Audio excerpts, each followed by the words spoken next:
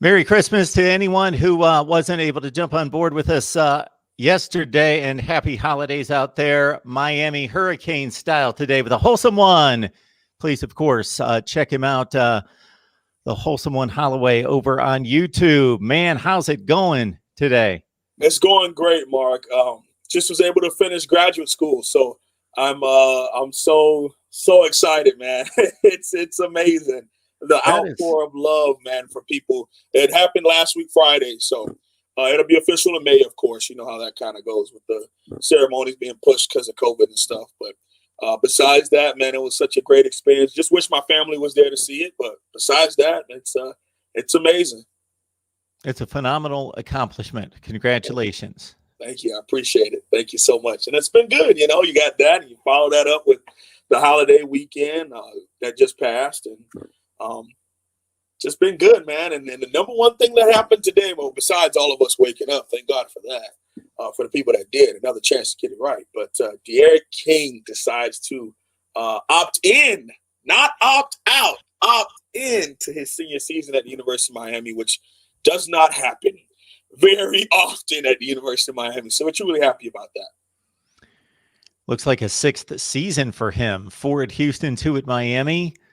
And the statement that all Miami fans have wanted to hear and that we've been speculating about for quite some time, people asking us questions, probably 10 times more times to you than to me, but I've certainly heard it a number of times about his status for 2021. So we can end the speculation, injury, God forbid, about who's going to start up that first series against the Alabama Crimson Tide in 2021. It's De'Aaron King.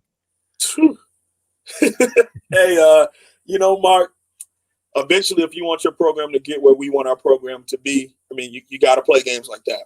And not only that, you got to be able to have players like this come back. I mean, pop quiz for you. Who was the last senior starting QB for the Miami Hurricanes? Senior. We're not going to consider Malik Rozier a senior? He wasn't a senior starter? That's actually good, yeah. Wow, okay. Malik Rozier, yeah. Okay. You're right, Malik Rozier. I know we got yanked a few times. Yeah, and then, you know, of course, he also didn't finish the whole season. I think halfway through that season, N'Kosi Perry was already our starter. But basically what I'm saying is we've had a while where you get a matriculation. I mean, you also had Stephen Morris, but he ended up having the Achilles ankle issue in 2013. We didn't have Brad Kaya, who could have came back and did big-time stuff. Before that was Ja'Cory Harris, and he had his best statistical season under Coach Ted Fish his senior year. You know, so having a signal caller in the way that we haven't had it at QB, someone who's been in the system for a little bit, and now they hopefully get a whole spring and off season together, or at least some form of it, you know, due to COVID probably still being around for maybe a year or so, who knows. So it'll be something eerily similar to a regular spring and training camp going into 2021 versus Alabama in August. So I'm excited. I'm not saying he's going to win the Heisman. I'm not saying we're going to win the Coastal. I'm not saying any of that stuff. I just really want to see how this system is going to be with the full offseason. Because, you know, having to do this to implement offense is not the best thing. You know, you got a brand new offensive staff, a brand new starter at QB, and this was the only way that they could meet via Zoom. And it's easier when your team is already put together. It's not easy when you're trying to build something. So we're super excited about it. So Ja'Cory Harris would be the last quarterback that you would consider to have been the starter from game one through the end of the season, never benched, never seriously threatened. To a certain extent, though, because if you remember, his senior year started off very shaky because of permissible benefits. He could not play in the Maryland game.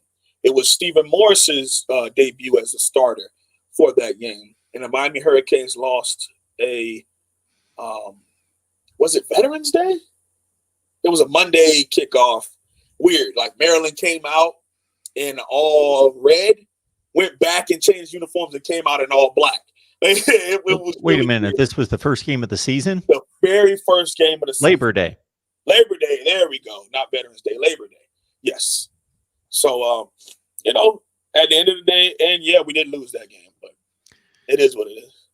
So, folks, this is a personnel situation that people across the nation, college football fans, are going to have to track for their own specific team. Everybody's personnel, when you combine the transfer portal, this next year of eligibility that they're granting seniors, and with everything else going on, still about 10 to 15, 20% of the available recruits still have yet to be signed. I counted, I won't even say now because I forget. I went through the ESPN 300 to count how many guys are still available. So they're going to be major personnel announcements and news every day during the offseason. Yep. I mean, Mark, was it over 200 players into the transfer portal this week in of itself? It's just... And you know what? I'm all for player, your ability to do that. And I'm not a traditionalist by any means. I think that you have to adapt and you have to fix your rules to modern day. I prefer you to be modern in the way that you approach things. So I try not to comment on people entering the transfer portal, even Canes, because at the same time, we're not there. We don't know what's going on in this young man's head. We don't know what's going on with this young man personally. And sometimes the program is just not a fit for that person at a particular time in their life. But it's crazy. It's crazy to see all these players who, some South Florida young men who, spent at the University of Miami and disrespect the University of Miami, and they go off to, name blank here school, and then you literally see them 3 months later in a transfer portal back home taking pictures in front of a gas station, talking about how good it is to be back in the crib when you could have been here helping us build our program. So, we'll see. We will see. Now, I will say, and I say this without knowing the rules, this is an area that I need to take a deeper dive to understand if there are any guidelines and deadlines that restrict the period in which these players can enter the transfer portal, because that would be key in all of this, because you've got to, and again, maybe this is something I need to school myself on and research, because I, like you, believe that this is America and we are all and should be free to make decisions and determinations about where we go to school, where we work, those sorts of things. And if a situation's not good for a young man, whether we as the public would deem it as so, it's his life, where he gets his education, where he plays football, where he sees the best opportunity. But the coaching staffs have to plan for the next season and know who's going to be on the roster. Therefore, I would put some type of a guideline or deadline in terms of at what point these all need to be announced and need to be in the portal, so you know whether they're going to stay in the portal. And we want to clarify for everybody, just because somebody goes into the portal doesn't mean that they're transferring for sure. But when they declare to go into the portal, and when they make that final decision, I would think that there should be some kind of deadline so teams can plan. So anyway, that's it is just going to be a personnel circus, and already has been. Now, grinding that down a little bit closer to the here and now, which is, of course, a date against Oklahoma State, which I believe is the first Power 5 matchup of the bowl season. Oklahoma State, Miami hit the field on Tuesday.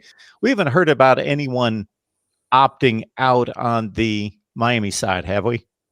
The only two that we know for a fact is going to be the two-star defensive ends, Quincy Roche and Jalen Phillips, who are staunch first-rounders. They both have already said that they're going to go into the draft. Now, to clarify, they have said they're going into the draft. A lot of us believe that this means that they're going to prepare themselves for the NFL draft, opting out of the bowl game. Neither one of them, to my knowledge, has openly said, and I can't confirm it because I haven't read it recently, but neither one of them have confirmed. If somebody in the comment section can correct me, that would be good. But as of right now, I know that both of them are opting out of their last year of eligibility and going to the NFL draft. I do not know if that means that both of them are opting out of the bowl. I believe Jalen Phillips has. Believe so. But if I'm wrong, please correct me. I don't mind being wrong. We talk Miami football with the Wholesome One on a regular basis here. This is our 111th edition with the Wholesome One with Cam Underwood. And so we're here all the time talking Miami football. And, of course, the Canes have a pretty impressive bowl matchup with Oklahoma State that we will take your questions and comments on. But keep in mind that the Wholesome One and I are going to get together on Monday. We will announce a time here soon today. We're going to get together on Monday for a big bowl preview on the Texas Bowl. Oklahoma State and Miami, couple ranked teams getting together, should be a good one and a good test for the Canes, the kind of test that we've talked about the entire season that Miami finally got against North Carolina. Didn't work out too well in that one. We'll see if they can gather it up and put together a better show against Oklahoma State. The Super Chat's on. Want to let you know that there are two ways you can possibly contribute. Would be your individual contributions to keep us alive and keep us thriving and going here. Also, that if you've got any sponsor contacts, please email me at MarkRogersTV@gmail.com.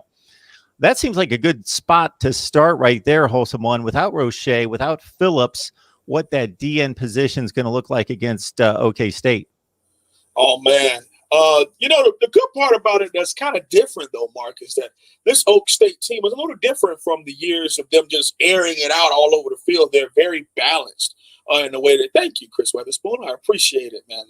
Good news to come down the line. I'll make it public when it's time to be public. But, like I said on my channel, I don't know how long I'll be able to do this because there are great things happening in the future for your boy to host on. Anyway, when it comes to the Miami Hurricanes and the way that we will attack Oak State, they're very balanced. It's not like you got that, what's the QB? Whedon? That went to Cleveland. Brandon Whedon. Exactly. Just airing it out all over the field. It's not like Wazoo Southeastern, they have modernized the way that they approach to certain things too. So I'm very, very happy to see that. I mean, Oak State is a pretty cool team. I like Gundy. He's pretty wild, and the I'm 40 will always be infamous in college football. The I'm 40 interview. I'm very nervous about this game, but when you talk about the defensive ends, we have a couple guys who can step up. Cam Williams, 6'5", 225, 230 pounds. Defensive end has been backing up, and he's been in almost every game. He's been backing up Quincy Roche over on the weak side. Jafari Harvey, one of my favorite recruits way back to Surge 19. I've been talking about this kid young man for over a year and a half, and he's played some this year too. Their stats don't jump out to you, so don't type in their name and expect to see a highlight tape. These young men have yet to have a real true chance. This will be it. This will be their chance to step up. And hopefully if the program is in a certain state, we don't have to put all the weight on those two young men. We need our interior linemen to show up and make plays. Linebackers, you've had a horrible season, so hopefully you come to show up in this game.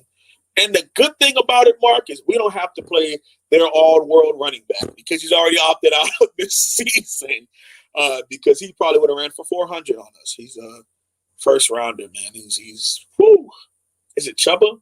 Is that his last name? Yeah, Chuba Hubbard. I've heard it pronounced both ways. Seen him play a number of times for a number of years, and their backup is really good as well. Letty Brown, but he's not Chuba Hubbard.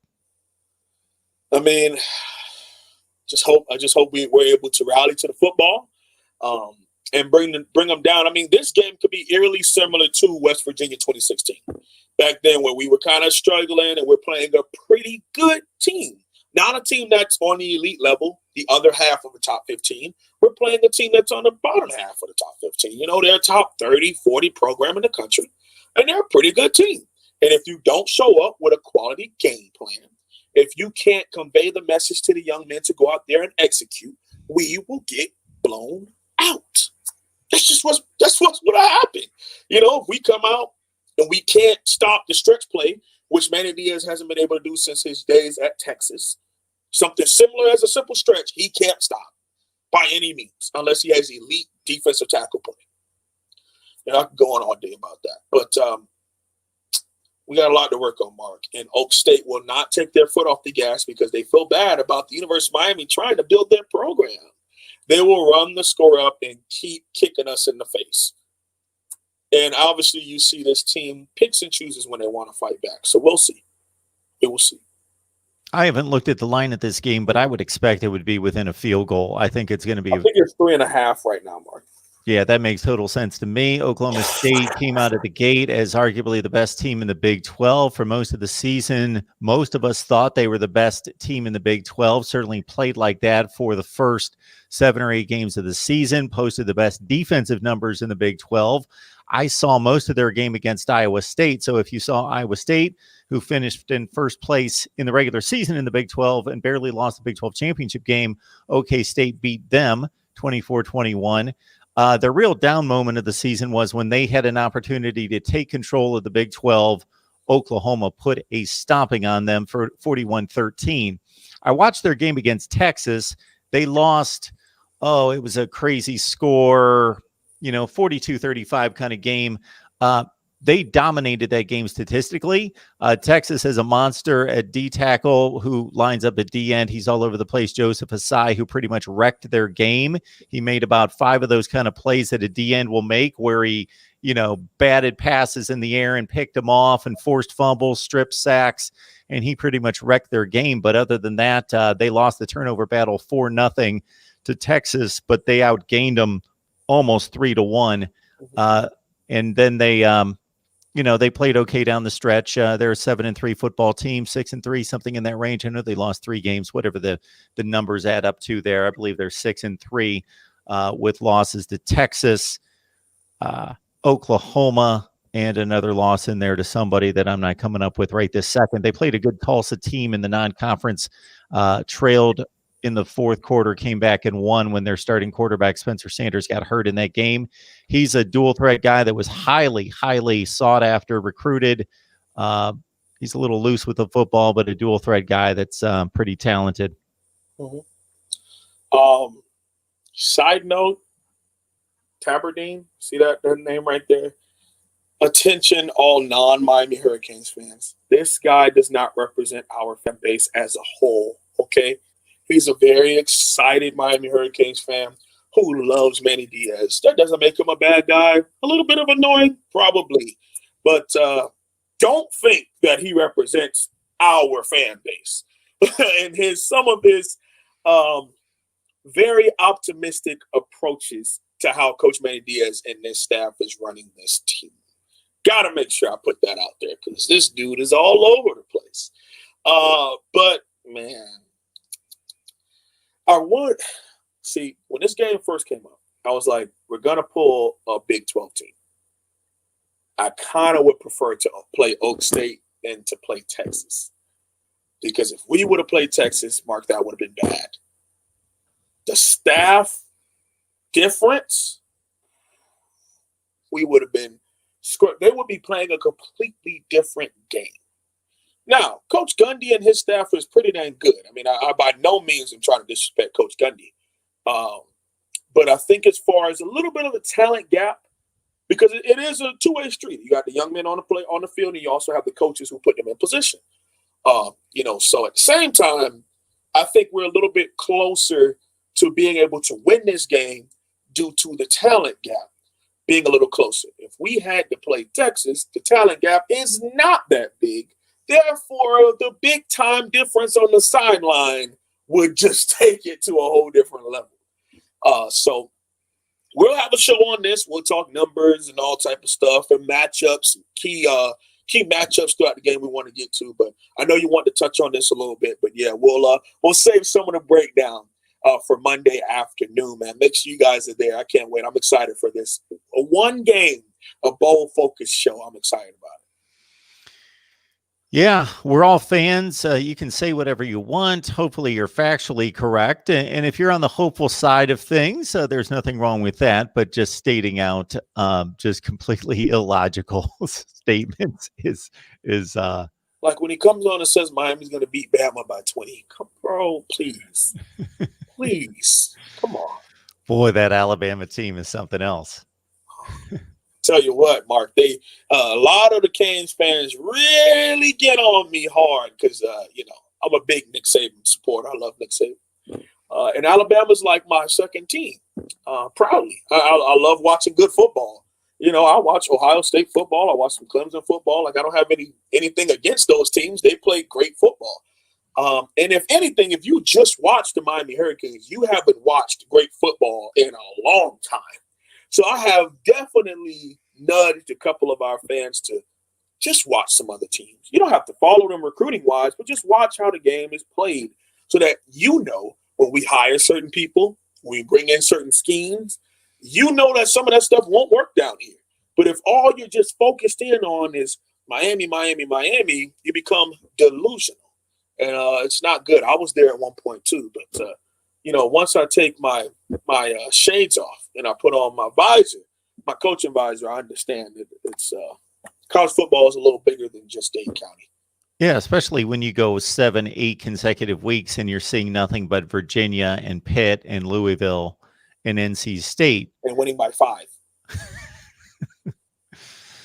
We got our guy Martin here's in the live chat. It's good to see Martin. Hi, Mark, and a wholesome one. Think Manny said that Jafari, Harvey, and Williams will have an opportunity, so I presume both our starting defensive ends are gone. Okay. We covered that ground. Yeah. Absolutely. Mike, thank you so much for the Super Chat contribution. Appreciate that, Mike Williams. Thank you so much for that. Merry Christmas. Happy New Year to you as well. Thank you again.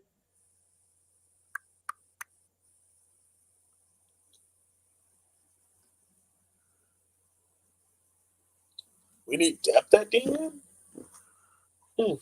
You got Chance Williams. You have Javari Harvey. You have Cam Williams. You have Patrick Joyner. I think we would need a little bit more depth at D tackle. But if you talk about needs, you need elite influx of linebacker recruiting.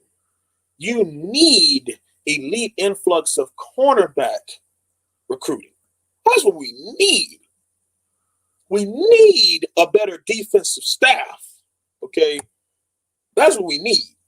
But I could be here all day talking about that.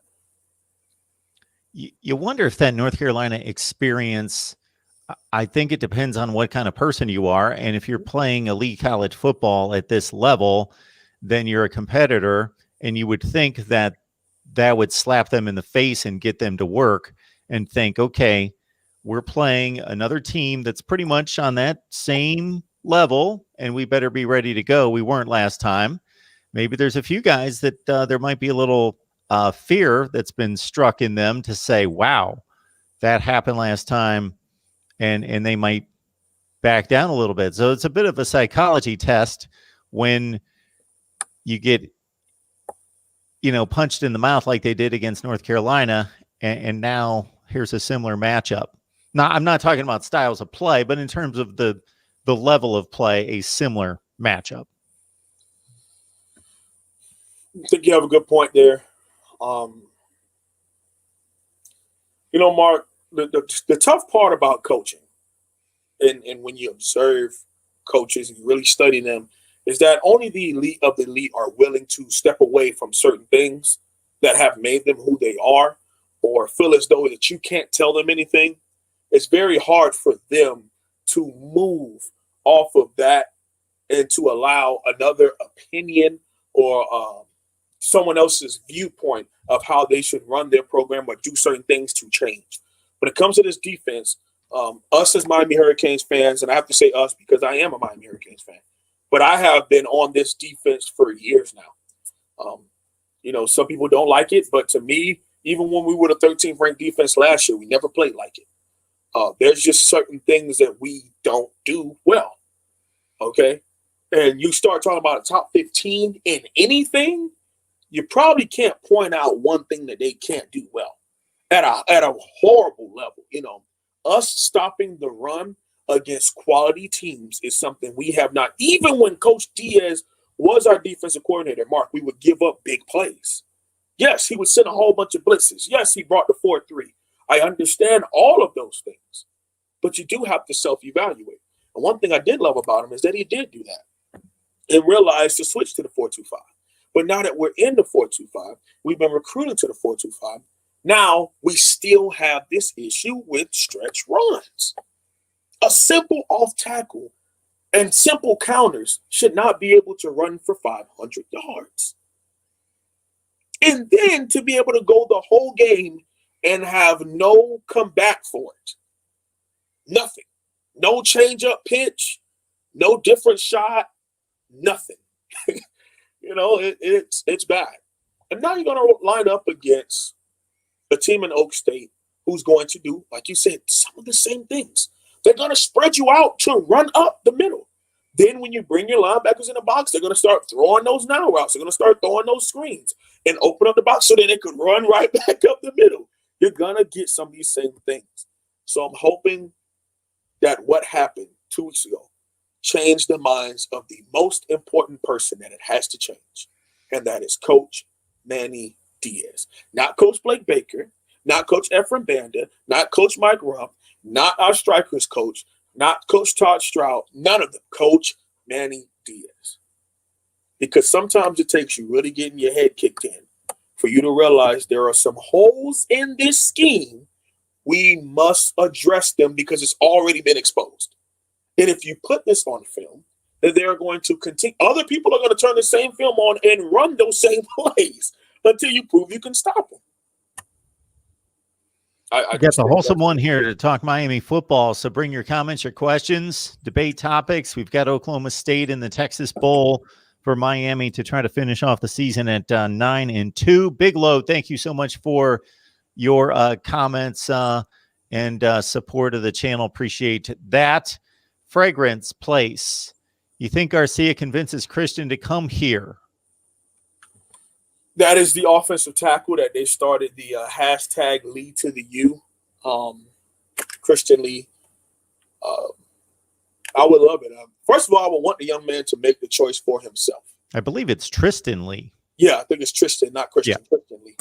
I would want the young man to want to be here, not just come here, because that's what happens when you have young men, from my opinion, that hop in and out of the portal and hop school to school, is that they either, took some money or whatever underhanded thing to go to said school. And then when things didn't go their way, they got up and left. So I'm hoping that Lee chooses Miami Hurricanes because we will put him in a good position to be successful. It's tough. It's really tough. I mean, we're competing with Oklahoma, who's putting first-round offensive linemen in and out. And not just first-rounders. I mean, I think their whole offensive line that played against Bama in 2018 were all off the board before the end of the third round of the NFL draft that year. That's big-time stuff. Putting centers, guards, tackles in the league. All right, and a couple of them play for my Ravens, so that's how I know. You got Ohio State. I mean, can we really sit down and talk about our offensive line history to Ohio State's offensive line history as of late?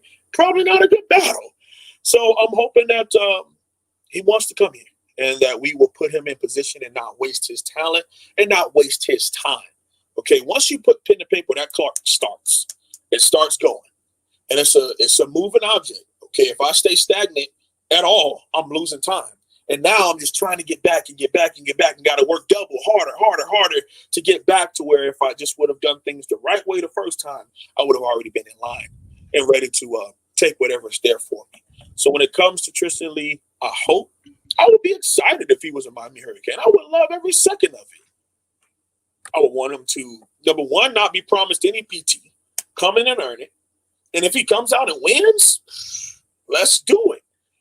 Let's do it. But that young man is big time. He's big time. And of course, I don't want to look at it as a fake dream. Like, oh, this can't happen. Maybe it does. Maybe it doesn't. But when it comes to Tristan Lee to the U, I'm for it. I'm excited about it.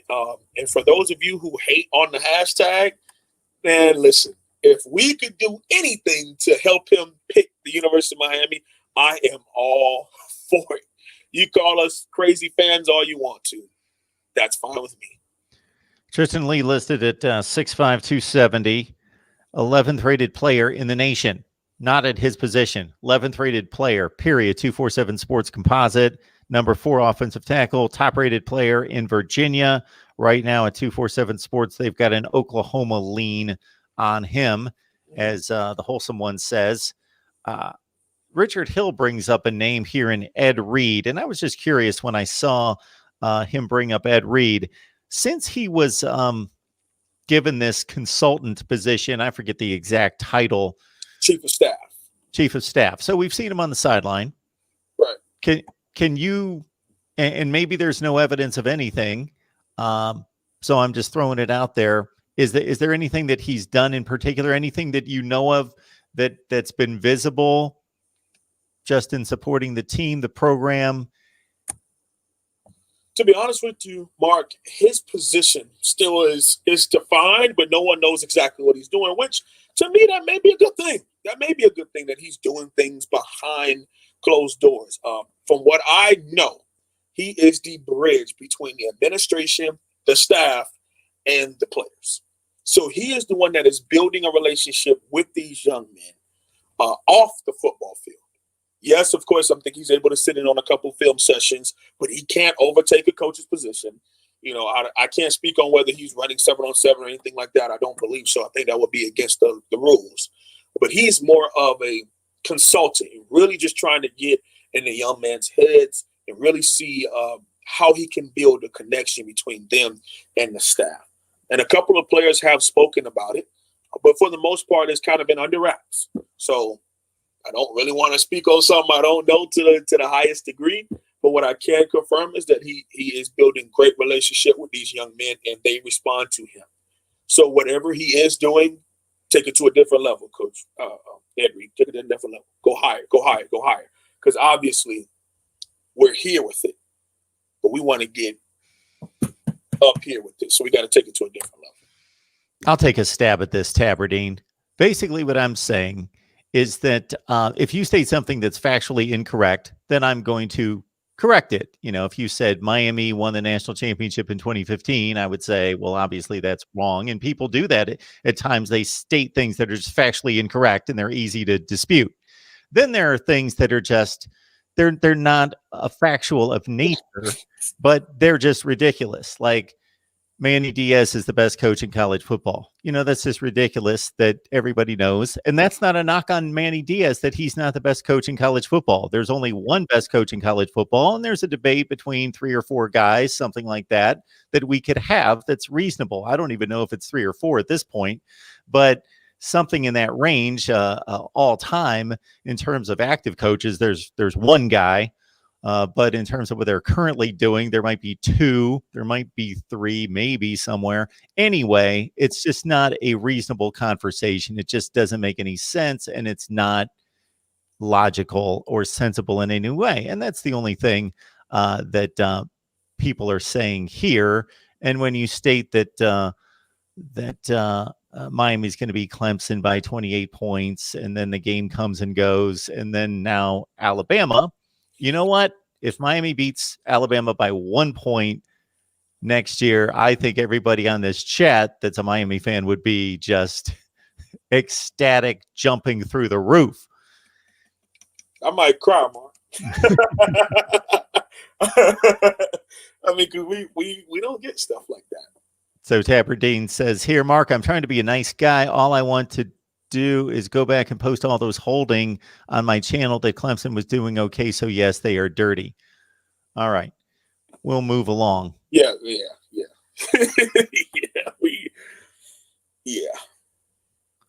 We're going to make our way to the super chats. Wanted to see if there's anything else here. Were you satisfied with the haul that was brought in along the offensive line on National Signing Day? I think so. I think we found some really good ones, some hidden gems. You also had Big Baby Seymour. I mean, yeah, he might be 6'1.5", 6'2", but we haven't had a guard that's like well put together, but just so happens to be like 318 in a while. We usually would have somebody who's like a little bit on the big side of 370, 380, and we got to spend time pulling them back in. And then we may have guys who they're like 265, and we got to spend time building them back up. But Big Baby, you also have the center, Rodriguez, and we also have the offensive tackle who like completely flipped his body, McLaughlin. I mean, he was 241 when he picked us, 6'7", 241.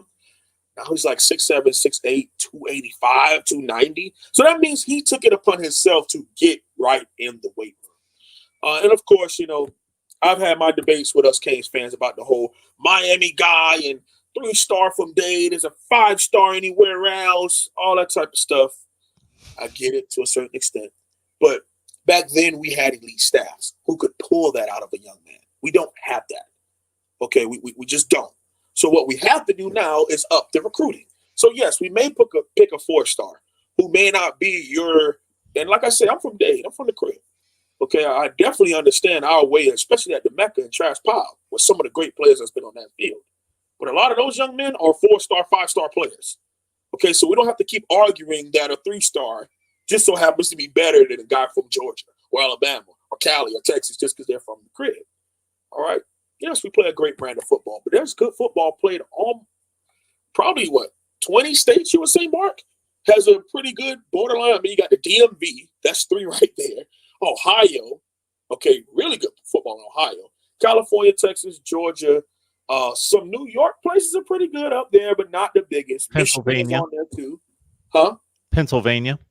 Yeah, Pennsylvania, Michigan, Louisiana football. I mean, there's other places that are pretty dang good, man. The Carolinas, they're putting out some good time players. So are we supposed to just block them off because they're just not from Miami? That wouldn't be smart. That's not how you build a program. Yes, you want to be able to build a border around the state of Miami. I 100% get that. I'm with that. But that doesn't mean that we shouldn't go, if we could go into Louisiana, to make the top 4 for a defensive tackle like Mason Smith. That means that we weren't just focused on South Florida. We were willing to go around other places. You know, I mean, you would go up to anywhere and get, not anywhere, but some pretty good QBs come out of Georgia nowadays. You don't have to go way to California to get your QB anymore. So I just want us to open our minds up. And I think that this recruiting staff with Coach DVD, DeMarcus Van Dyke, former Miami Hurricanes player, is on the recruiting staff. Okay, Coach Brian Patter's brother, Edward Patter, is on the recruiting staff also. Coach Stephen Fields, Coach Cooney, they're doing really, really good. Pop Cooney, they're doing really good. These young men build great relationships with these coaches. So I'm hoping that the University of Miami is able to hold on to these coaches who have built great rapport with the high school coaches, at least in our area, not just South Florida, not just Florida, but period. We've built some really good relationships, and I love the way this recruiting staff is putting it together. Now we have to transition that to on the football field with on-field success. And I'm not one that's going to come on here and make excuses and say like 8-2 has been great. No, it hasn't. It's been good. But at the end of the day, we're able to hold on to that. Like I told you last week, Mark, I said I'd be just happy holding on to every single recruit we had signed at that time. Not only did Miami do that, Miami added Jake Garcia to it, and Miami signed every single recruit in December. Not someone trying to play the whole I want to go famous recruiting rule all the way up until February. Nope. Every young man who committed was true to their word and signed with the Kings in December. Some won't early enroll, but about half of them will. I think it's 13 of them. 13 to 15 will early enroll of the 24. So we're happy about that. Have you had a chance to check out much tape on Jake Garcia? Yes, I have. And what are your impressions? I think that the young man does need a red shirt. I think if we can keep this system that we have, he will flourish. He's a little high on some of his balls, and his wide receivers do have to make adjustments. The other thing that I don't know is maybe this back shoulder fade is a big thing that people love to do nowadays. You know, get that corner turned around, and then the receiver just looks at the ball and tries to figure out how he's going to adjust to the ball in the air. So for all we know, maybe because if you watch his highlight tape, Mark, it's like almost every throw is kind of a back shoulder type of throw, and his wide receivers have to adjust to the ball in the air. So it could be how he's that offensive coordinator has him rolling. He's a young man that he's kind of dropped down a little bit. I think he was the number 1 QB for a while this time last year. When he came to Paradise Camp, either he was number 1 or he was big time. But he's a borderline 5-star. He is the highest rated QB since Marv way back in 2007, 6, somewhere in there. When we signed him, I forgot. Marv ended up transferring to Purdue. He was somewhere in there. But I remember him. What was his? His last name was Marv. Yeah. I'm all with names today. I'm usually pretty dang Marve. I remember him. Yeah, Purdue, Miami. He might have went somewhere else. I know he transferred out of here. Somebody in the chat will fix it. But, yeah, at the end of the day, we're doing pretty good. Robert Marv. Is it Robert Marv? Yes, Robert. I think so. Yes, Robert Marv, yeah.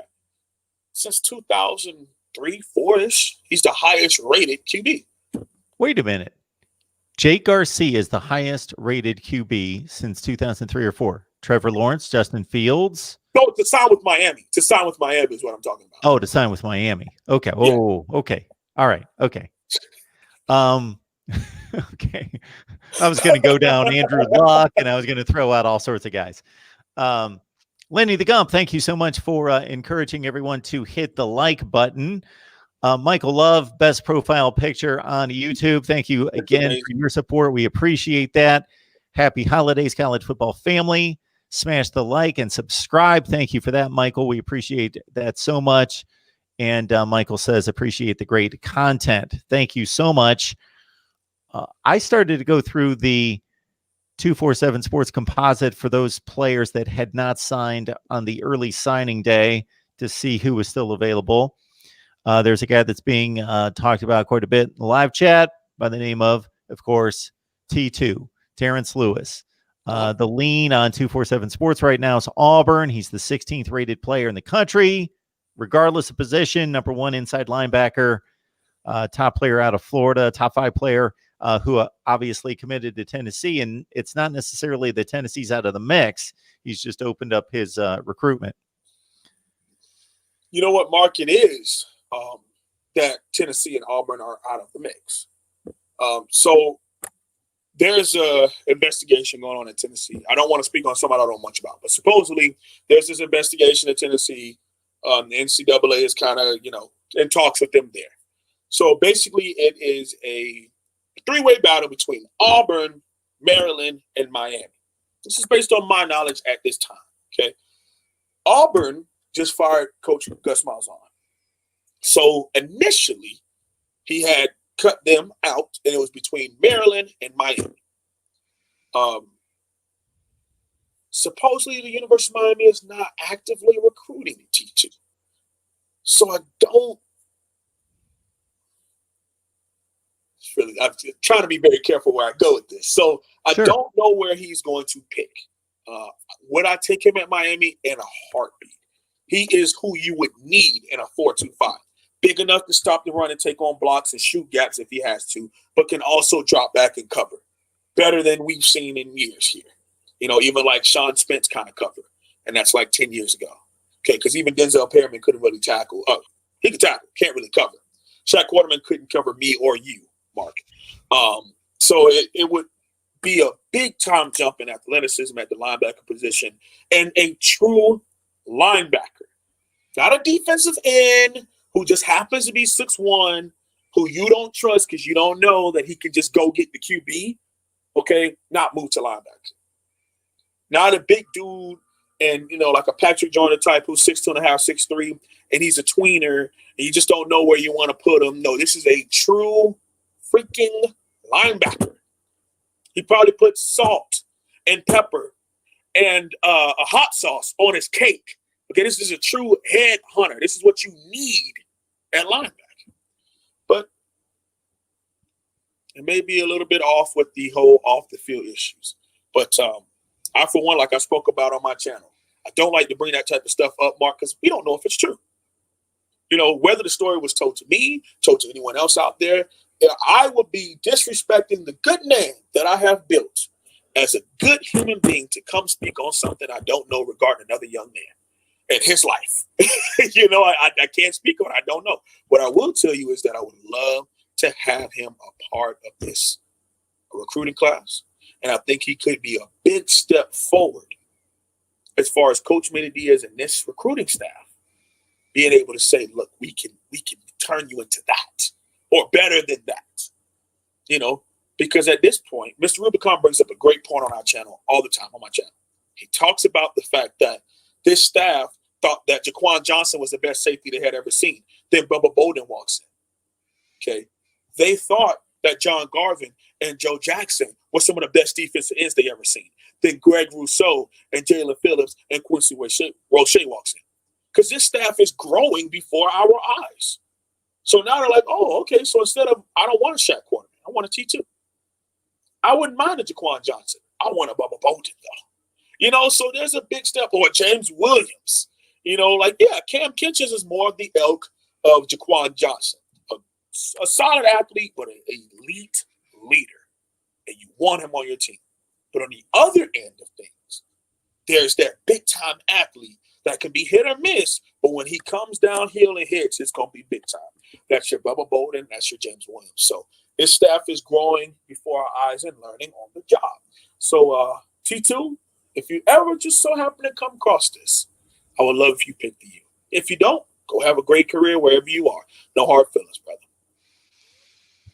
I got a smirk on my face when you mentioned Shaq Quarterman, just because you don't have to be a football coach and you don't have to watch him for too long. And he was a tremendous player for what he did well. Mm-hmm. But all you have to do is watch him for, a series of plays, and you see, man, this guy, he would have been a terror. He would have been a Pro Bowler at the next level about 35 years ago. And if it was 1985, then he's your guy. He's your middle linebacker. Good God, Mark. Well, I'm just saying that's not a knock on. That's just the style of play. A run-heavy league would have fit him perfectly. Mark, good God, I would have at least given him 15 years. I think he could have played, with the Ray Lewises and right before the Vilmas and the Beesons came in. Give him mid-90s. I was thinking Mike Singletary 30 years ago. Yeah, you're right. I'm getting up there, man. But to clarify, we spoke about something earlier. Here's a couple stats about this 2021 class, right? First time since 2008, the Miami Hurricanes have signed multiple 5-stars. Only time in the past 10 years they signed 2 in-state 5-star recruits. James Williams is the highest-ranked defensive back since 2005 who signed with the Miami Hurricanes. Pop quiz, who do you think that player was? Since when? 2005. 2005. I'll give you a hint. Same position. That means he would have left school in 08 or 09. Mm-hmm. Mm-hmm. Are we talking about, did he get drafted by the Vikings? No, not the Vikings. Go a little bit more east.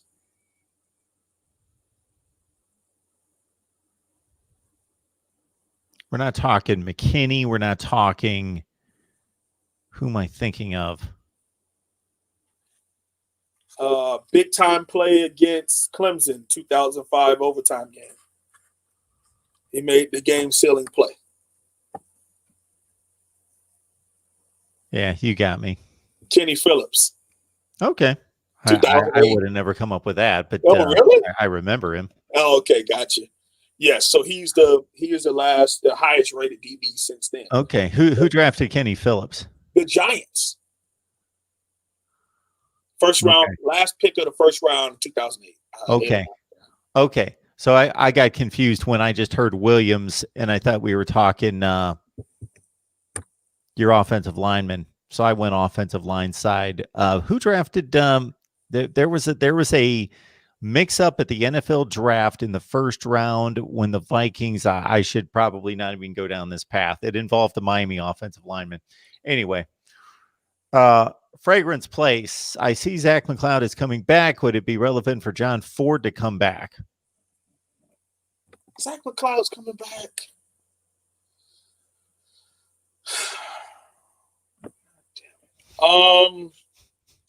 Yeah, it would be great for John Ford to come back.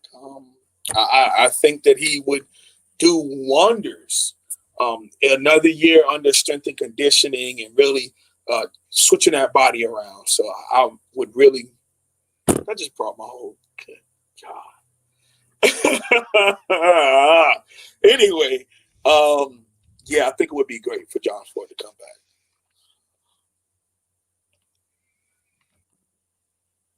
Mark, we were doing so well. We were doing so well. Well, that doesn't mean that the coaches can't properly evaluate what's going on and who should be playing and give him the proper playing time or lack of playing time. Mark, Coach Manny Diaz runs a seniority program. Well, that might be another, you've certainly outlined for us the obstacles and what needs to come off that checklist to get Miami from good to elite. And I don't think that goes on elsewhere. I don't think Nick Saban cares. None of the best do. But, we're not there just yet. But I don't know. Whoever posted that, 53 has not confirmed. I'm over here. I'm on Twitter like a fiend. Please tell me this is not right. He has not confirmed whether he is coming back or not. So, yeah.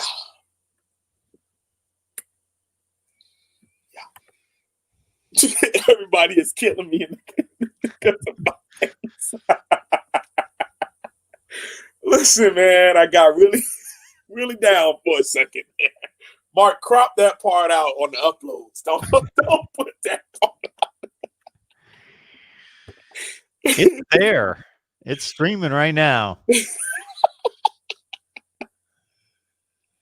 Oh, well. We got 147 on the line. You know what that means? We got more people on the line. Now we're up to 151 than we've had the entire time. So that means you got to wait and you got to check out the rest of the live version here. But of course, go back and watch the rest once it posts about 15 minutes after we're done. It's been amazing. It's been amazing, man. Trust me, Mark. Every single week, I love to hop on and talk about our Canes. I think we missed 1 week. Was it Thanksgiving week? That was the only time I think I wasn't able to make it. Yeah. But besides that, it's always fun. Yeah, we caught up this week. That's good. So, yes, as you might guess there, VLKV, did I miss the De'Ara King coming back for another year topic? Yes, that was number one on the list, as you might imagine. So check it out again. We'll be coming back here on Monday. And, yes, I do – I don't want to say I do a poor job. I just get behind in the live chat, so I can't catch up. By the time people post so many comments, I'm always behind. So, yes, now I'm at the portion of the live chat where everybody's letting me know that it was Robert Marv. Yeah, I came up with that on my own. I remember him well. But, yes, Robert Marv, 2003. Anything else, folks? I mean, hey. Hashtag lead to the U. If you want to drop it in there, I can't take credit for this one. I definitely have credit for the hashtag rewatch squad, hashtag live squad, hashtag notification squad that came from your boy. And the hashtag Highsmith to the U was something I made live and it kind of blew up, which was like so amazing. I didn't think that many people were watching and paying attention. So that was beautiful to be able to have that grow, but we obviously didn't get what we wanted. We got Ed Reed to the U, which is, pretty good. So, and it's funny how he even comes up and I can't even answer your question as to what he does. Because, I mean, at the end of the day, I just hope that the relationship he's building with these young men is as good as some of them speak about. And I didn't ask that in such a way that your answer made total sense. And I even stated that at a time, knowing so far little about it compared to you or Cam, but that sometimes there are very unique people like an Ed Reed, unique in his skill set, unique just in his presence, what he's accomplished, the connection to the university, the credibility he gives you with young people because of what he's accomplished and his connection to the NFL, being a Pro Football Hall of Famer, all those things that if he doesn't do a damn thing, that just, and when I mean, if he doesn't do anything, I mean, puts pen to paper or does anything specific. He's doing by just being, by being around, by being a presence that might be good enough and even beyond good enough to be valuable enough to have that position. So that makes total sense right there. We've got, again, Miami and Oklahoma State. I'm trying to come up with a good final question for you, wholesome one. Was there anybody out there in college football that you wanted to play in the bowl season? Would there be a matchup out there that you would like to see for the Canes? It was tough for me, Mark, because it's like I want us to be tested, but I also want to see a W. You know what I'm saying? So I think Oak State fits both of those. I think this team tests us, but it also is a winnable game. I would not have wanted to play anybody too big time. And that's not being scared, but there was a lot of Canes fans who wanted to play Florida and claim that, oh, yeah, you're soft if you don't want to play Florida. No, I don't want to be kicked in the face and embarrassed in the Orange Bowl in our home stadium just because we were cool enough to walk up to the big bully at school and swing on her and hope the girl likes you because you got your butt kicked and you tried. No, that doesn't make any sense. Okay, I want to see a game where these young men are going to go out there and have a chance. Not already be, because they're handcuffed with their staff. So they're already out there only fighting with your left. I wouldn't want you to go out there fighting with your left and it's Mike Tyson across from you.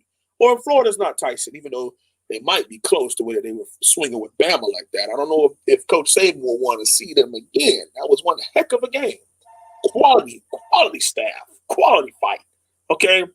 We'd be out there like this. Duck, dive, dip, dodge, and dodge. Like, we wouldn't know what to do, Mark, trying to win that game. So I think a couple teams would have been pretty solid. Michigan, I think that would have been kind of funny to a Miami-Michigan game. Who else I wouldn't mind? USC. I think USC probably would have beat us, but I think it would have been a game that I would have loved to have seen. I don't want to see Mario Cristobal in Oregon. I think they would throttle us on purpose. I don't want to see Ole Miss because Lane Kiffin would throttle us on purpose. Auburn, I wouldn't mind seeing Auburn, or Tennessee, somebody like that where, they're quality, but it's winnable because you want to be tested going into Bama. You want to be tested. You don't want these young men to think that, that stuff don't stink. No, I want to be able to swing and get hit in the mouth a couple times. All right, I can take a punch, but I can take a punch from you. I got to strengthen my jaw before I go fight the best of the best come 8-9 months from now. So I had a couple of them. But like I said, I think Oak State was the absolute best situation for us as a whole because a group of 5 team, I want to say this, Mark. And I don't know how much time you got left on here. But I want to say this to people. As much crap as a lot of people talk about these group of 5 teams, as far as they're not good enough to go in the playoffs, they may not be. They may not be. But a lot of the Power 5 is behind some of those group of 5 programs. Let's just be honest about that. Oh, absolutely. If Miami lined up with Cincinnati, it would not be a game. Cincinnati would run us a new one. Do we have better facilities in Cincinnati? Probably. Are our linemen bigger than Cincinnati's linemen? Probably. Are a couple of our players faster? Probably. But guess what? Those group of 5 coaches, they understand something. I have 2-star and 3 stars. Maybe a 4-star somewhere on those big-time teams. So what is the difference? It's not about the facilities. It's not about the money that's given to the program. It's about our schemes and our quality of coaching. Because I don't bring in 5 stars who runs a 4.2 who's 6'6". It doesn't work like that at those group of 5 schools. So you got to have quality coaches on those teams to win some of those games. You know what I'm saying? So I just wanted to put that out there. And that's no shot that doesn't answer your question. But I just want people to understand group of 5 football is big time too. Okay, so, I know a little something about FCS football too. And there's some pretty good ball being played at the FCS level also. So I think that Miami, we lucked out. We didn't pull a Texas or an Oklahoma out of the Big 12. We played a pretty quality. We're going to play a quality team.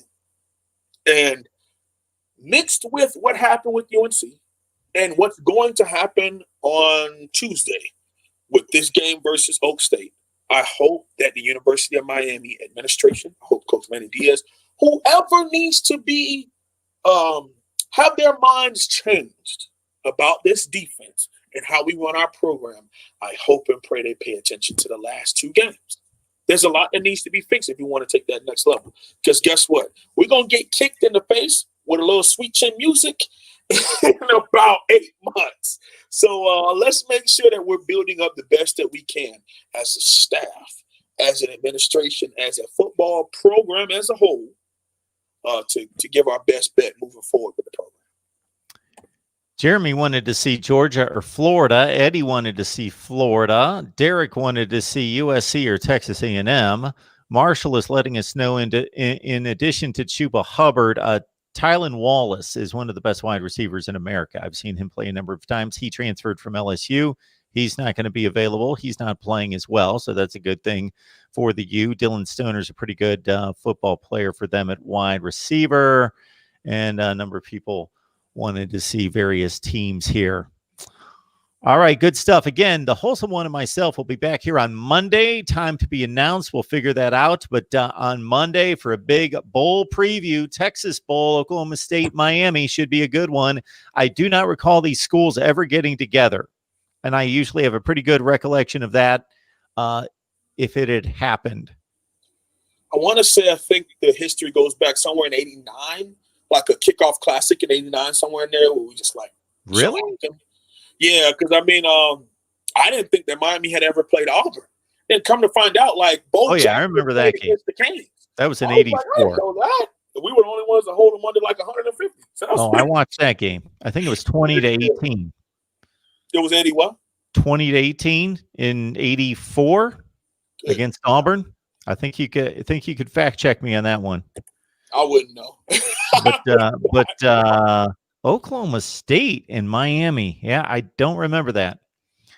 It happens. I mean, we'll see it. I'll have a full breakdown film-wise that'll drop Monday night, but I'll be right here on Mark Rogers TV, and we'll talk it over. Come Monday, we'll have a couple segments. We'll have matchups, coach versus coach, things of that nature. And then closer to the end, I think a couple of the Miami Hurricanes who have either opted in or opted out of said bowl game or next year. We'll have a little bit more information for you on Monday. Mark, it's always a pleasure. I think we almost at, where are we, like 160, 170 people in the house?